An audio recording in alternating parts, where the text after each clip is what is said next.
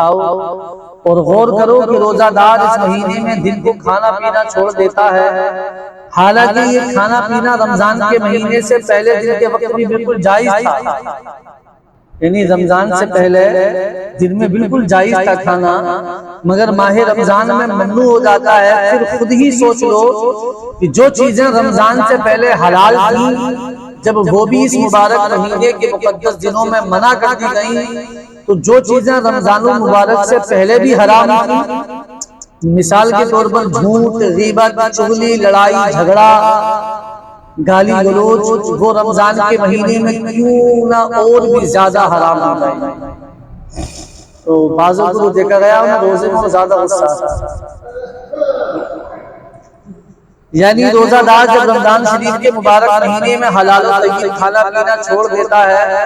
تو وہ جھوٹ، چغلی، گالی گلوچ وغیرہ حرام کام کیوں نہ چھوڑے۔ اب فرمائیے جو شخص پاک اور حلال کھانا پینا تو چھوڑ دے لیکن حرام اور گندی باتیں نہ چھوڑے، مثلا جھوٹ، غیبت، چغلی، وعدہ خلافی، گانے باجے سننا، بدنگاہی، گالی گلوچ اور لڑائی جھگڑا وغیرہ وغیرہ بدستور جاری رکھے، وہ کس قسم کا روزہ دار ہے؟ یعنی جو پاک چیز تھی، جو حلال چیز تھی، وہ تو چھوڑ دی، یعنی کھانا پینا یہ پاک بھی تھا، حلال بھی تھا، لیکن ماہ رمضان میں ممنوع ہے تو اسے چھوڑ دیا، لیکن جو چیزیں ماہ رمضان سے پہلے بھی حرام ہیں اب رمضان میں اور زیادہ حرام، ان کو نہ چھوڑے تو پھر یہ ہمارا روزہ کیسا روزہ ہے؟ اسی طرح ہم جو ہے لوگوں کی دل آزاری کریں، لوگوں کا دل دکھائیں۔ یاد رکھیے سرکار مدینہ سرور قلب و سینہ صلی اللہ علیہ وآلہ وسلم کا فرمان عالی شان ہے، جو بری بات کہنا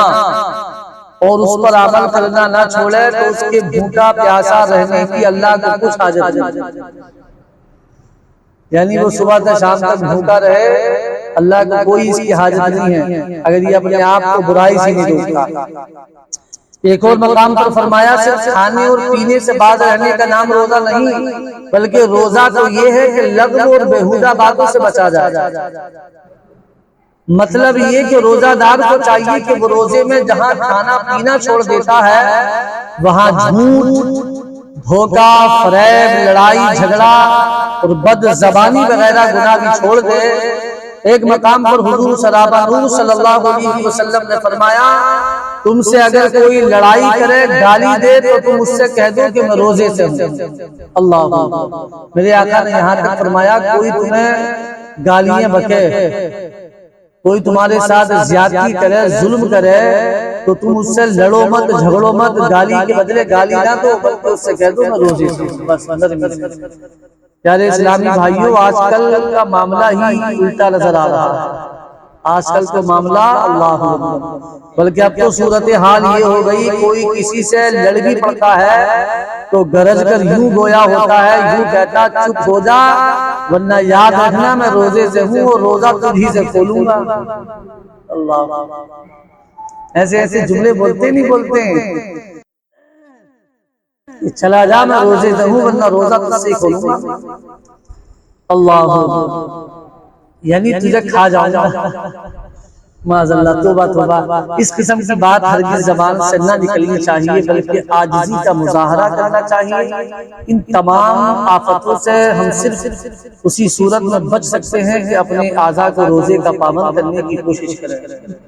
لہذا اب اعضاء کے روزے کی تفصیل جو ہے پیش کی جاتی ہے، اس سے پہلے کہ اعضاء کے روزے کی تفصیل پڑھیں یہ بات آپ اچھی طرح ذہن نشین کر لیں کہ اعضاء کا روزہ یعنی جسم کے تمام حصوں کو گناہوں سے بچانا یہ صرف روزہ ہی کے لیے مخصوص نہیں بلکہ پوری زندگی ان اعضاء کو گناہوں سے بچانا ضروری ہے، اور یہ جبھی ممکن ہے کہ ہمارے دلوں میں خوف خدا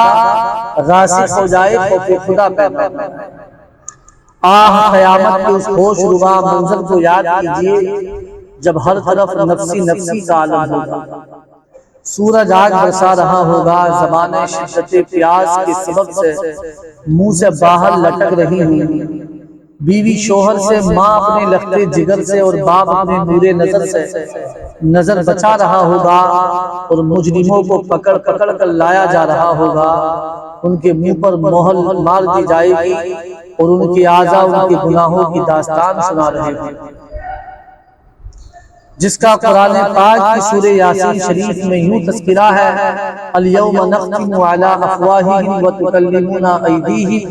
وتشہد ارجلہم بما کانوا یکسبون۔ آج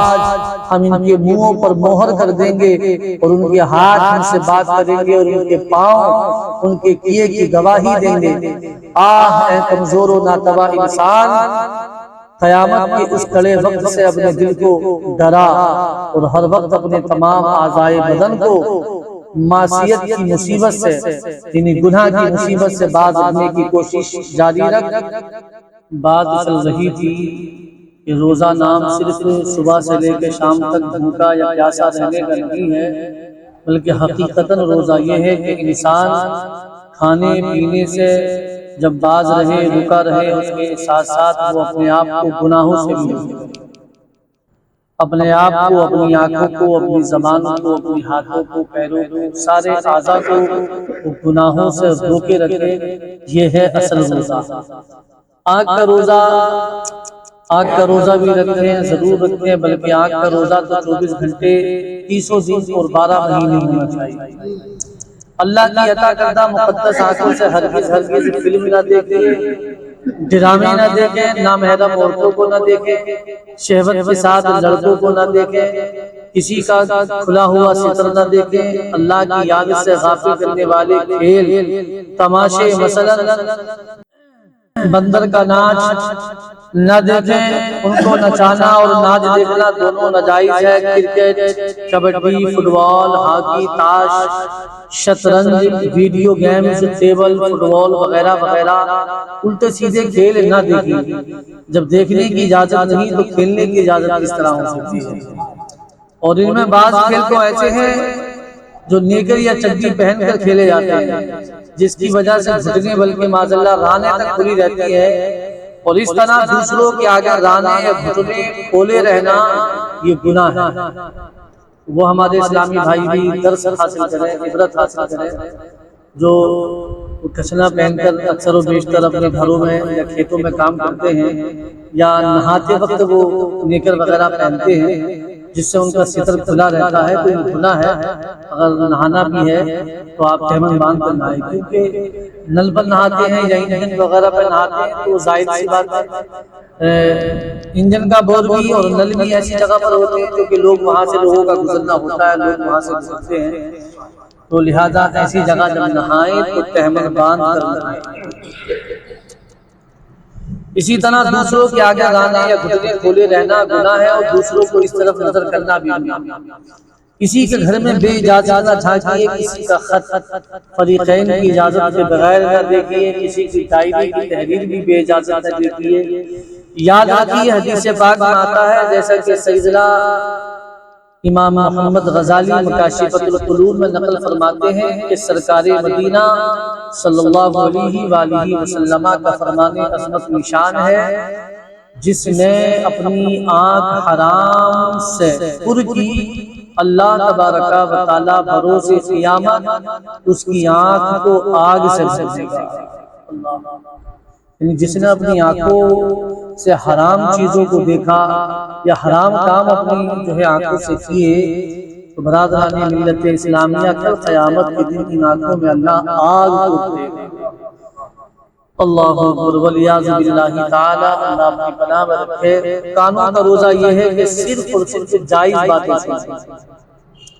مثلا کانوں سے تلاوت و نعت سنیے، سنتوں کا بیان سنیے، اذان و اقامت سنیے، سن کر جواب دیجیے، قرات سنیے، اچھی اچھی باتیں سنیں، ڈھول باجے موسیقی ہرگز نہ سنیے۔ اور جو کسی کا عیب سنتا ہے اس کے کانوں میں پگھلا ہوا سیسا ڈالا جائے۔ اللہ۔ اور زبان کا روزہ، بہت سارے لوگوں کی عادت ہوتی ہے نا بک بک بک بہت زیادہ بولنے کی، تو یہ بہت زیادہ بولنا بھی جو ہے مناسب نہیں ہے، بلکہ روایت میں یہ ہے کہ سب سے زیادہ اگر قید میں رکھنے کی کوئی چیز ہے تو وہ زبان ہے۔ سب سے زیادہ اگر قید میں رکھنے کی کوئی چیز ہے تو وہ زبان ہے۔ تو زبان کا روزہ یہ ہے کہ زبان صرف اور صرف نیک اور جائز باتوں کے لیے ہی حرکت میں آئے۔ مثلا ہم زبان سے تلاوت قرآن کریں، ذکر و درود کا ورد کریں، نعت شریف پڑھیں، سنتوں کا بیان کیجیے، اچھی اچھی اور پیاری پیاری دینداری باتیں کیجیے، خبردار گالی گلوچ جھوٹ غیبت چغلی فضول بک بک وغیرہ سے زبان ناپاک نہ ہونے پائے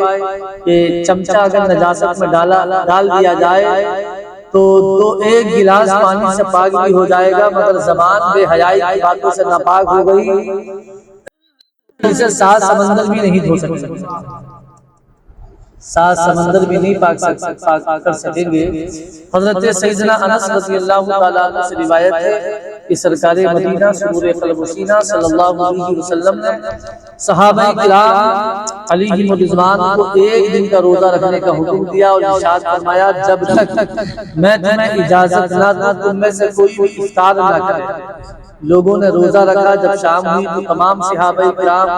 ایک ایک کر کے حاضر خدمت بابرکت ہوئے اور عرض کرتے یا رسول اللہ میں روزے سے رہا، اب مجھے اجازت دیجیے تاکہ میں روزہ کھول دوں۔ آپ صلی اللہ علیہ وسلم اسے اجازت مرحمت فرما دیتے۔ اسی طرح صحابہ کرام علیہم الرضوان حاضر ہوتے رہے۔ ایک صحابی نے حاضر ہو کر عرض کیا آقا